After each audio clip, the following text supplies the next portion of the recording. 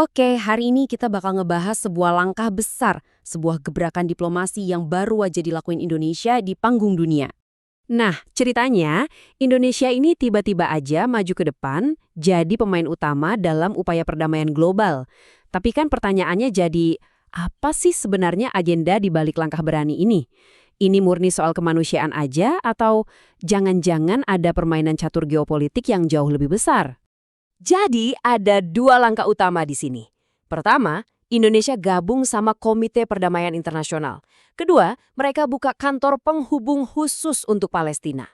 Ini tuh sebuah gerakan yang langsung bikin semua mata tertuju ke sini. Dan jelas nunjukin ada perubahan besar dalam kebijakan luar negeri kita. Oke, yuk kita bedah satu-satu. Kita mulai dari kantor penghubung ini dulu deh.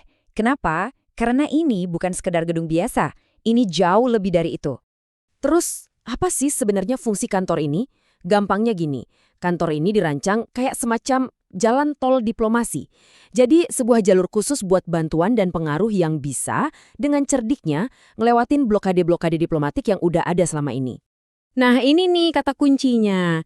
Kantor ini digambarin bukan cuma sebagai fasilitas yang diem aja, tapi sebagai bentuk perlawanan yang terinstitusionalisasi. Jadi ini alat yang aktif, bukan pasif. Jadi, gimana cara kerjanya si jalan pintas ini? Ada 3 langkah taktis. Pertama, ini ngasih Palestina akses langsung ke jaringan logistik dan ekonomi di Asia Tenggara. Penting banget ini. Kedua, kantor ini jadi pusat koordinasi, terutama buat bantuan kemanusiaan dan darurat. Dan yang ketiga, ini jadi basis buat lobi-lobi politik di panggung internasional. Wah, ini mekanisme yang pinter banget sih buat ngasih Palestina pengaruh nyata di kawasan kita. Oke, sekarang kita masuk ke jantung permasalahannya nih. Apa sih sebenarnya motivasi di balik semua ini? Apakah ini murni karena idealisme? Atau jangan-jangan ada hitung-hitungan strategis yang dingin di baliknya? Nah, di sini kita bisa lihat ada 2 sisi dari koin yang sama. Di satu sisi, ada panggilan mulia dari konstitusi kita ya kan, buat menghapus penjajahan. Tapi di sisi lain, ini juga bisa dilihat sebagai permainan geopolitik yang cerdas banget buat dapetin pengaruh. Nah, buat ngerti sisi strategisnya, kita perlu kenal satu istilah ini, realpolitik. Gampangnya, ini tuh politik yang dasarnya pertimbangan praktis.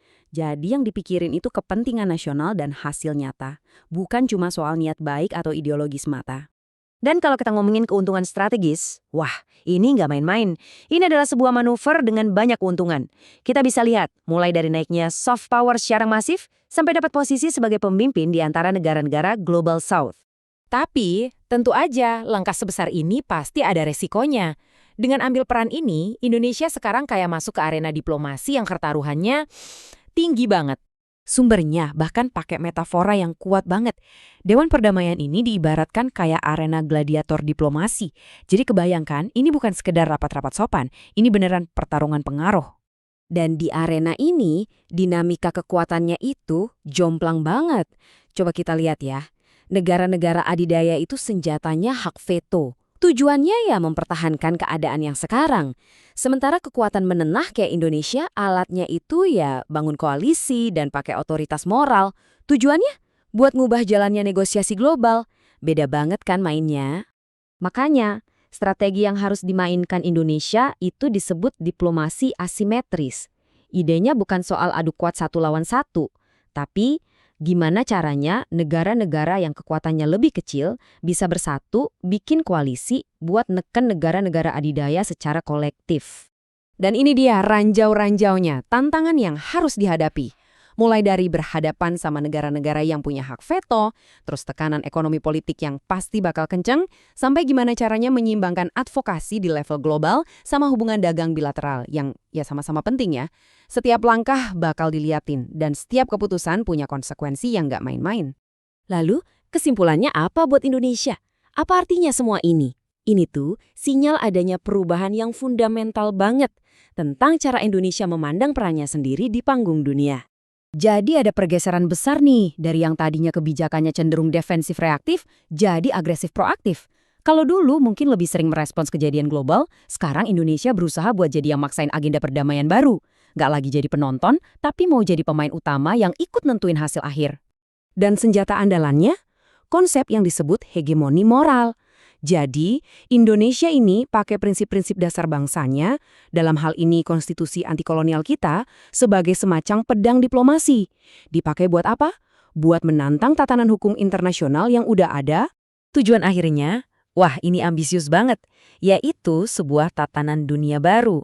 Tatanan yang nggak lagi diawasi sama segelintir negara kuat aja, tapi dibentuk bareng-bareng atas dasar solidaritas negara-negara berkembang. Jadi, kita kembali lagi ke pertanyaan awal, tapi sekarang dengan pemahaman yang jauh lebih dalam. Apakah ini pertanda lahirnya sebuah era diplomasi yang baru? Diplomasi yang dibentuk oleh kekuatan keyakinan moral?